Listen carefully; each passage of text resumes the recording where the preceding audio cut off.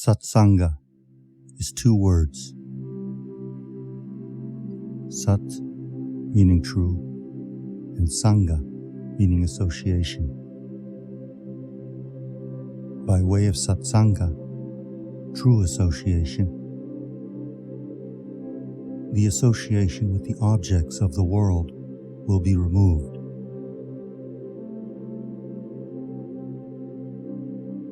When those worldly associations are removed, the attachment or tendencies of the mind will be destroyed.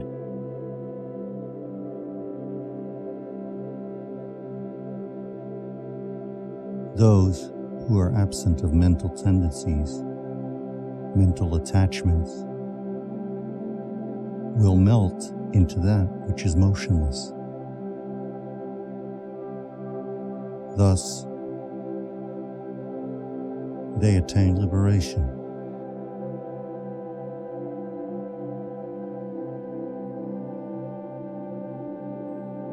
One should cherish being associated with such beings.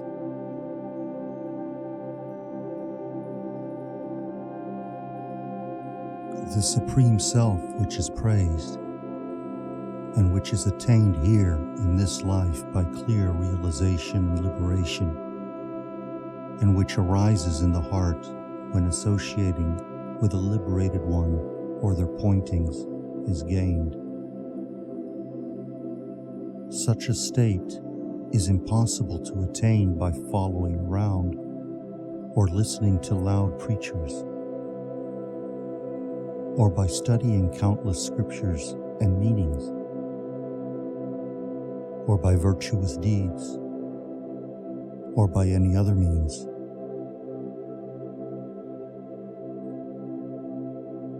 If one gains association with the liberated ones,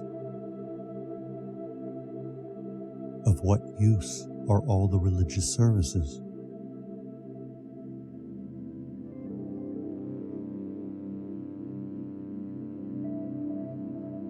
When the cool southern breeze is blowing, of what use is a fan?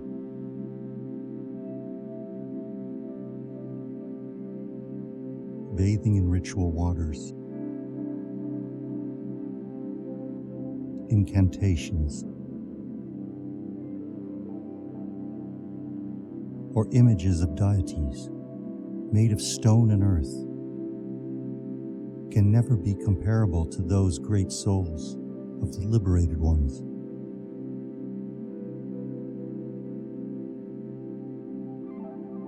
Though such rituals may bestow some temporary clarity of mind after a number of days, true lasting purity can only be attained from the arising of self, and this can come about instantly in the presence of a liberated one, or by way of their glance, or through their pointings.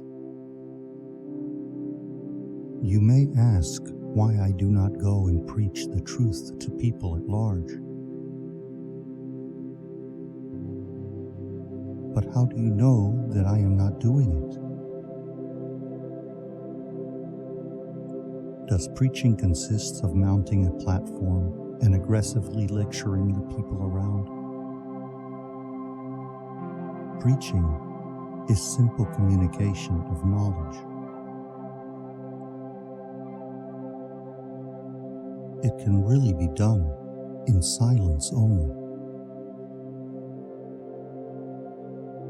What do you think of a person who listens to a sermon for an hour, as does a student in school, and goes away with doubts and questions, and thus not having been impressed by it at all, so as to change their life?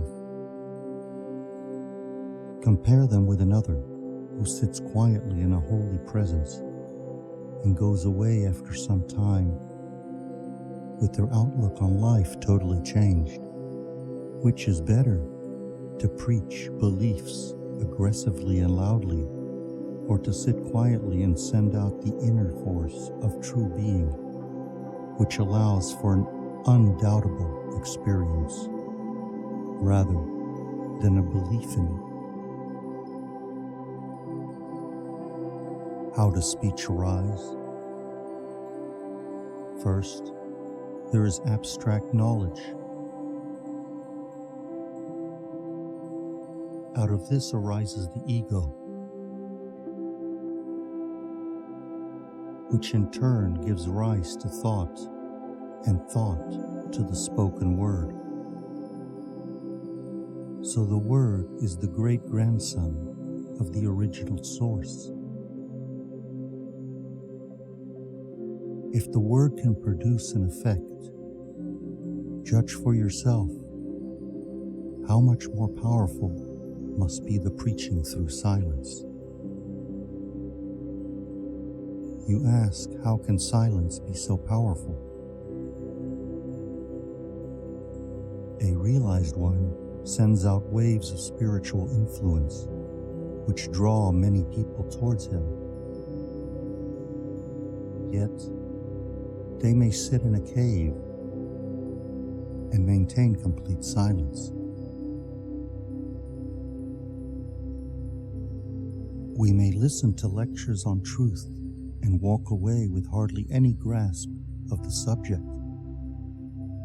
But to come in contact with a realized one, even though they speak nothing, will give much more grasp of the subject. They never need to go out among the public. If needed, they can use others and things as instruments. The Guru is the bestower of silence, who reveals the light of self-knowledge which shines as the residual reality. Spoken words are of no use whatsoever if the eyes of the Guru meet the eyes of the disciple. Silence is the best and the most potent initiation. This was practiced by Sri Dakshinamurti. Initiation by touch, look, and so on are all of a lower order. Silent initiation changes the hearts of all. Dakshinamurti observed silence when the disciples approached him. That is the highest form of initiation. It includes all the other forms. There must be a subject-object relationship established in the other initiations. First, subject must emanate, and then the object. Unless these two are there, how is the one to look at the other or touch them? Silent initiation is the most perfect. It comprises looking, touching, and teaching. It will purify the individual in every way and establish them in reality. There is no substance that is transferred during initiation. Transfer means eradication of the sense of being the disciple. The master does it. It is not that the person was one thing at one time and then changed into another thing later.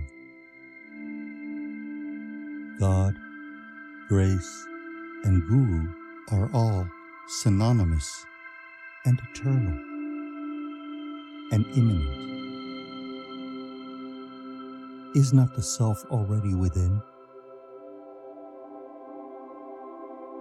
Is it for the Guru to bestow it by their look? If a guru thinks so, they do not deserve the name. The books say that there are so many kinds of initiations. By hand, by touch, by eye, and so on. They also say that the guru makes rituals with fire, water, chants, names, or mantras. And they call such fantastic performances initiations, as if the disciple becomes ripe only after such processes are gone through by the guru. If the individual is sought, they are nowhere to be found. Such is the guru. Such is Dakshinamurti. What did he do? He was silent when the disciples appeared before him. He maintained silence, and the doubts of the disciples were dispelled, which means that they lost their individual identities. That is liberation, and not all the verbiage associated with it. Silence is the most potent form of work. However vast the disturbing tendencies may be, they fail in their effect.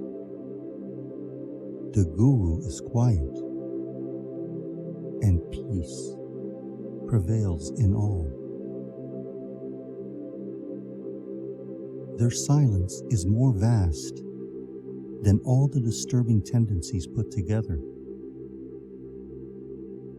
These questions arise because of the feeling, having been here so long, heard so much, exerted so hard, one has not gained anything. The work proceeding within is not apparent, but in fact, the guru within is always within you, radiating in silence. There is an old story demonstrating the power of the guru's silence. Once there was one who composed a poem in honor of his guru and assembled learned disciples to hear it and assess its value. But it was pointed out by the disciples that one should only compose such a poem if they themselves were capable of destroying all disruptive tendencies and conquering all battles of mind. The author replied to that with an invitation to visit the guru and to solve the issue there. They went to the guru, and after they all sat, the author told the guru the purpose of their visit. The guru sat silent, and all the others as well entered into silence. Days passed, and not a thought arose within any of them. They had not recalled even as to why they were there. After some time, the guru moved his mind a bit, and this brought the others to regain their thought activity. They said, "Conquering 1,000 battles is nothing compared to this guru's power to conquer the rotting minds of all our egos together. Certainly, he deserves the poem in his honor." Language is only a medium for communicating one's thoughts to another. It is called in only after thoughts arise. Other thoughts arise only after the I thought arises. So the I thought is the root for all conversation. When one remains without thinking, one understands another by way of the universal language of silence. Silence is ever speaking. It is a perennial flow of language which is interrupted by speaking.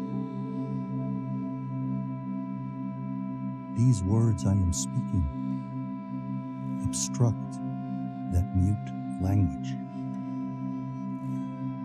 For example, there is electricity flowing in a wire. With resistance to its passage, it glows as a lamp or revolves as a fan. In the wire, it remains as electric energy. Like this also, silence is the eternal flow of language obstructed by words. What one fails to know by conversation, extending to several years, can be known instantly in silence, or in front of silence.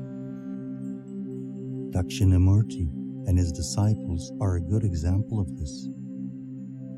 This is the highest and most effective language.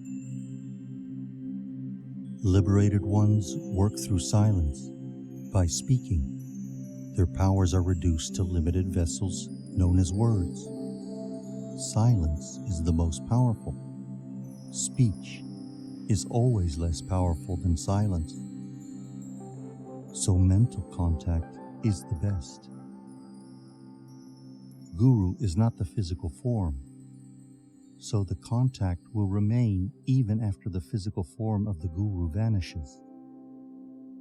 One can go to another Guru after one's own Guru passes away, but all Gurus are one, and none of them is the form which you see.